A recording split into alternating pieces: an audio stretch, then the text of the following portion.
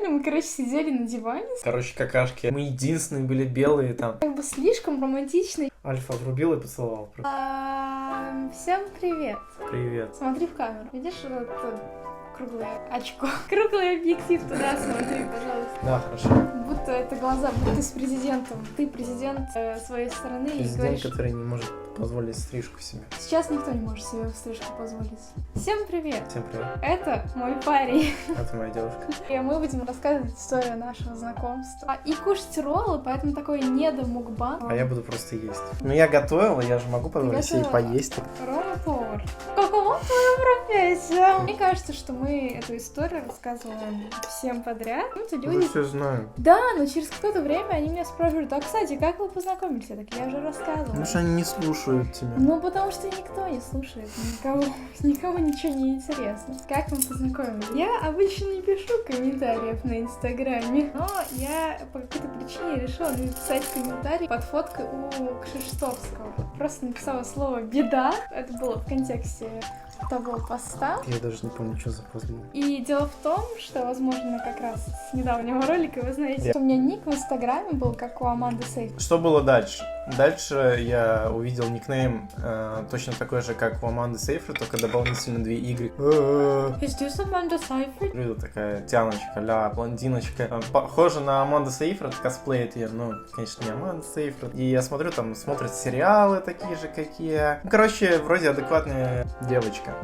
Я просто написал какой-то комментарий, милые или красивые фотографии. И написал, что-то нравится, такие же, как и мне, что-то сериал. И, короче, после этого она скинула свой ВК, причем просто резко так бам добавила или типа того. И мы начали переписываться, просто как даже не друзья, а просто незнакомые люди. Ты уже не первый раз говоришь, что ты мне написал что-то про то, что я милая и красивая. Этого не было. Я не помню. Я помню, что я написал. Я знаю, что ты не помнишь, но ты не писал мне, что я милая и красивая. Ты писал только про сериалы, про стейк. По-моему, было 3 комментария, еще что-то про сериалы. Ничего про мою внешность точно не было. Не подкатывал ко мне вообще. Ну да. Вот, мы пошли, короче, в ВК, и мне кажется, через неделю, а то и меньше, мы пошли в скайп разговаривать. Мы пошли в скайп, было очень смешно, потому что я думала, что мы пойдем с вебками в скайп. Но я как-то оделась. У нас не было какого-то подтекста в сообщениях, вроде сильного. Ты мне звонишь, естественно, никто в здравом уме не будет сразу включать, это видеозвонок. Я говорю, ну что, ты хочешь с вебкой или так? Такой, не, никакой вебки, ты что, никогда, нет, вот так, ой, ну ладно. Но я просто привыкла к какому-то определенному, паттерну в общении. Все сразу какой-то пикап, еще какую-нибудь дресню говорят. Ты начал говорить мне про бывшую, и причем очень какие-то, личные вещи, про отношения свои, рефлексию ее включил, свою внутреннюю. Что это за слово, ребят? Пишите в комментарии. Потому что я сразу поняла, что этот разговор, не такой, как я ожидала. Да, но это было прикольно. Я помню, что мы проговорили первый раз как раз часов 6. У нас кошка запрыгнула на стол и, походу, запустила видео. Я не рассматриваю тебя вообще, как в плане отношений, потому что у меня и так эти проблемы. Я тоже тебя не рассматриваю. С отношениями на расстоянии. Я в них никогда не верил просто. Я скорее задумываюсь, про тех людей, с которыми я тогда общалась. Не знаю, переосмыслила свой мир какой-то. Да, мы, по сути, просто разговаривали очень много по скайпу, по TeamViewer смотрели вместе. Потом по TeamViewer смотрели фильмы. Мы реально много времени, на самом деле, проводили. Но особенно летом. Потому что ты не работал, у меня были каникулы. Это было, если что, в 2015, по-моему. Или что? Нет, 15. Думаю, 15. Мы с тобой познакомились, я точно помню, в феврале 2015. И я помню, что до лета, я воспринимала тебя, как просто хорошего друга, или даже близко к лучшему, потому что я очень много все-таки с тобой разговаривала. Я точно так же, но я понимал, к чему это идет. Но я тоже немного, но я не думала даже о тебе пытаться. Я тоже не особо рассматривал, потому что плане. Ты живешь за 3 белых царства, 3 моря, 3 океана, а я в Риге. Зарплаты 600 евро, я еще чувствовал, я, бомжара из Риги. Да, я помню, что летом, я не помню точно в какой-то момент, я что-то подумала про тебя в каком-то другом плане. Я такая, Это прям моя реакция была. Я подумала, что это плохой знак. Я не помню, в какой момент мы решили пересечься на нейтральной зоне, потому что ты жила на тот момент в Монпелье. Да, ты еще тогда хотел с Ксюшей поехать. Ну, мне было отчасти просто стрёмно одному ехать, потому что я никогда не был за рубежом один, чисто за компанию, независимо там от пола или еще чего-то. Просто друга зацепи с собой и... Опять же, к этому никак не относилась, не ревновала, ничего. Единственное, что я думала, что, типа, немного неловко, что мы будем втроем все гулять. Ну, типа, ну ладно. Что-то у нее не получалось. Причем мы это обсуждали чуть-чуть раньше, и мы это подняли опять тему. И тут ты уже не думал про Ксюшу. Либо ты понял, что она не сможет поехать. Жила в Монпелье, и в Париже у меня была, как бы, тетя / подруга семьи. На самом деле, не то, чтобы мне было где остаться. Плюс мне было 17 лет при этом. Уже исполнилось 21. В какой-то момент моя мама часто в тот момент со мной не жила. То есть я с отчимом мама оставалась. По-моему, она тогда приехала ко мне и такая: мам, кстати, это...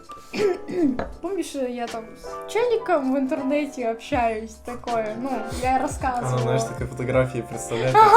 Волосатый какой-то мужик такой. Да. Вот такой прикольный парень, веселый. Мы думаем, ну, мы друзья со мной очень говорим много. Короче, мы поедем вместе в Париж. Он ездит за Замбир. Там будем гулять неделю, вот. Я еду скоро, в октябре. Чувак, моя мама просто бомбанула в тот момент. Она такая: как? А я тогда думал, наоборот, типа, да что такого? Я Больше знаю. полугода. Да, но она-то этого не видит. Да, Эбби, каким-то образом я уговорила ее, ну, разрешила поехать. Я особо не спрашивала, я сказала: мам, я поеду. В моем стиле. Я еду, мне похуй.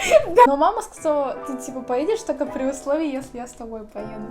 Поэтому она поехала со мной. На самом деле, не скажу, что она меня сильно контролировала. Мы не встречались, ничего не было такого. И очень, наверное, боялись внутри. Я тебе не понравилась, да, короче, ты мне не понравилась. Я больше всего боялся, что я такой приеду, и она меня увидит, а я боялся, что она очень высокая. Хоть она и сказала свой рост, но я думал, что, типа... Ну, у меня загон был на эту тему, что рост, я там 1,74 м. А по фоткам она худая, ну, она и в жизни худая, и кажется очень высокой. И я такой: сейчас приеду, он, короче, будет 1,80 м, блядь, посмотрит на меня, такая: что за говно, блядь, приехала латвийская. Ну, мы встретились, я такой смотрю, и она невысокая.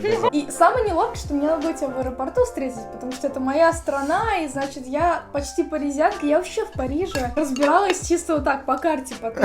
Очень боялся потеряться там, потому что я никогда не был за рубежом, а уже во Франции тем более. Я приехала в аэропорт тебя встретить, но я в метро разбиралась, ладно, что я вру, я ездила. Кто тогда президент был? Оланд. Я так Саркози знаю, Макрона. Мне нравится Макрон. Ну, во-первых, я остановилась у своей тети, что было немного неловко. Она живет за городом, то есть мне надо было еще переть к себе. Я приехала в аэропорт, я тебя увидела, ну ты мне показался более даже симпатичнее, чем на фото, я не знаю почему. Мне показался такой прям charming. Я знаю только charm, это в Лоле есть, типа, Ари кидает сердечки. Да, типа того. И мне еще показалось, что, типа, блин, такой какой-то типичный латыш, смешной. А еще ты мне напомнил Леонардо из теории большого взрыва. А я себя всегда с ним ассоциировал. А ты так одет был, как Леонардо. В итоге у меня, как у Леонардо, супер красивая девушка.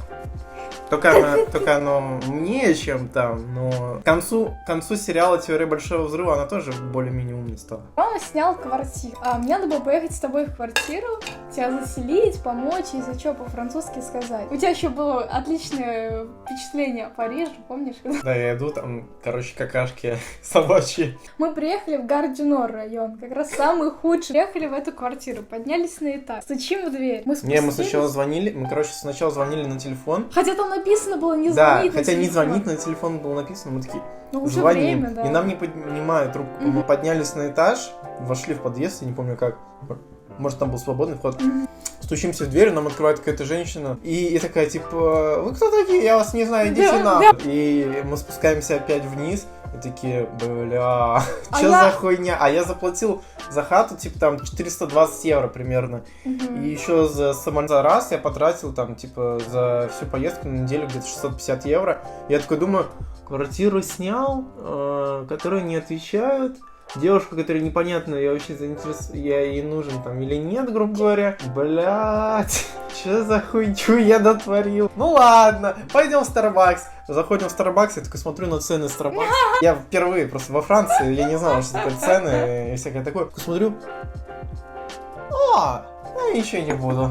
Самое дешевое, что там было, эспрессо. А я помню, я еще сама заплатила за свой карамельный макьято. Ты предложил, я такая, ну. Я такой, бля, мне нравится бороться. Говорю, давай я заплачу, типа, давай. Да, ты всегда предлагаешь. Она такая, не, иди нахуй, я съем ролл лучше, продолжай. То, что мы сидели в Старбаксе, ждали звонка от твоего хозяина квартиры. Да, Софьян его звали. Да, Софьян, я тоже помню. А я сидела и думаю, блин, это мне маме надо будет как-то попросить Романа приютить у нас у тети. Там места хватило бы на все. Но это какой кринж, это как неловко. Плюс у нее есть там муж у тети. Короче, мы, наверное, вдвоем на самом деле на измене сидели. Ты еще почему-то при мне решил зайти в Тиндер. Видимо, на измене. И порофли. А я думаю, блин, это как-то не весело. Ну, я не оскорбилась. В тот момент я бы не оскорбилась. То есть ты хотела меня уже? Нет, ну я подумала, блин, я приехала не чтоб ты же все. А что если это был мой манипуляторский? Что я приревновала? Да. Не знаю. На самом деле просто было любопытство, как они выглядят. Как люди выглядят. Окей. Я же не могу в жизни, типа, подходить всех рассматривать. Я так делаю обычно. И ушли из этого Старбакса. Я вот не помню, нам написали смс? Там уже жесткая французская шутка была. Он нам скинул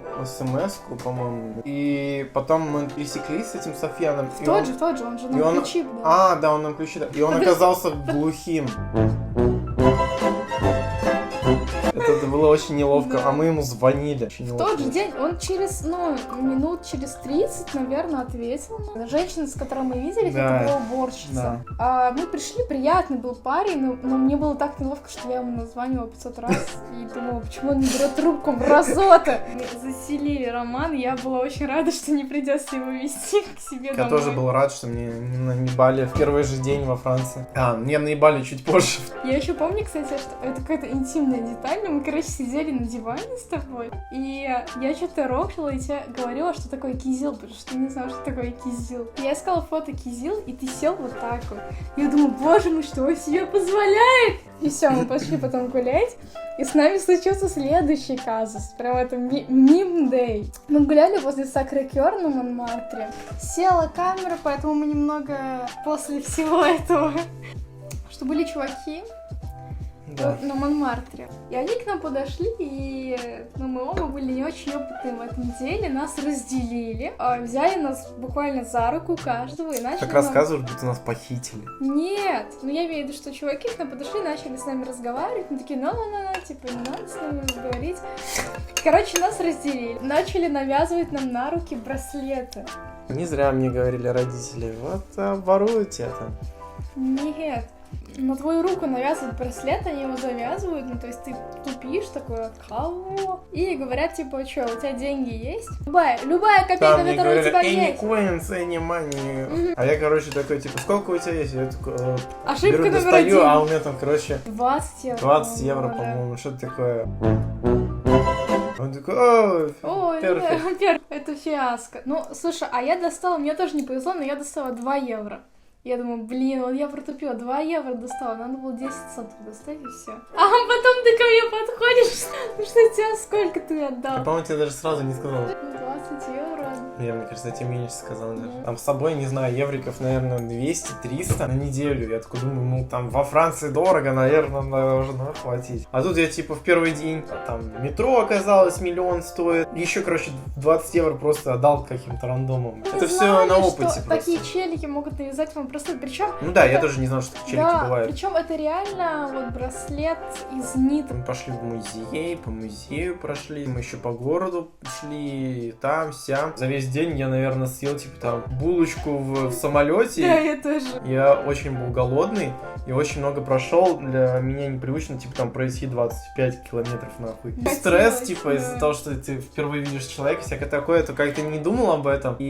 Но потом уже под самый конец как-то прям усталость напала уже, реально. В каком-то я не хотела, я так нервничала, не хотела есть. Да, мы зашли в этот KFC, и мы единственные были белые там. Я никогда не видел столько темнокожих в своей жизни в одном месте сразу. Куда я привела парня? Я их видел там, типа, по телевизору Уилла Смита или 50 Цента. А так-то мне на них вообще пох. был. И так как мы впервые виделись, я еще никогда не был в KFC. Хотя я знал, что суть их как бы в крылышках, но мы не стали брать крылышки, потому что стеснялись есть как-то, типа, в этих костях что-то ковыряться. Да. Мы взяли бургеры, все. Ну, а потом мы, по-моему, пошли в метро, мы купили билетики, и у меня, по-моему, билетик размагнитился или что-то такое. Она-то уже ускакала, короче. А купить я не знаю как. Я, короче, просто втиснулся через кого-то, там не пролез. То есть я без билета был. Настоящий француз. Да, но я зря рисковал, я мог штраф получить. А как мы поцеловали? Я стесняюсь. Это милая история. Ну, рассказывай. В общем, во второй день мы много гуляли. Отлично, я альфа. Но я помню, что это был вторник, потому что я должна была показать тебе Лувр, а он был закрыт, а он закрыт по вторникам. Я такая, боже, я лох, я ужасный гид. Мы пошли просто гулять по Я не центру. особо горевал, просто я хотел всегда увидеть тоже Мона Лизу и вот это вот все. Мне пришлось придумать программу на ходу. Ну, Я просто такая, шли. ну ладно, пойдем по набережной. 20 километров идти. Как у меня ноги болеют. Мы гуляли еще больше в итоге во второй день, это я точно помню. Много пришли к Эйфелевой башне, уже было часов 7 вечера. И я помню, что мы когда подходили, ты взял меня за руку. Боже мой, что происходит? Он взял меня за руку. Или какие-то отношения до этого, но не такие милые, не знаю. Как бы все вокруг было слишком было мало дней. Я пытался все. Я понимаю, но было как бы слишком романтично еще на улице. Это как этот фильм «От заката до рассвета» или как он? Да.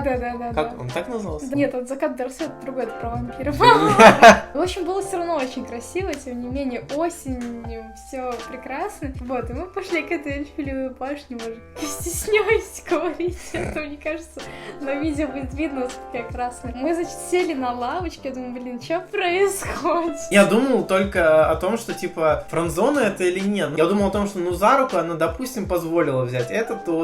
Спросил тебя, можно ли поцеловать тебя, нет? Нет, ты не короче, американец.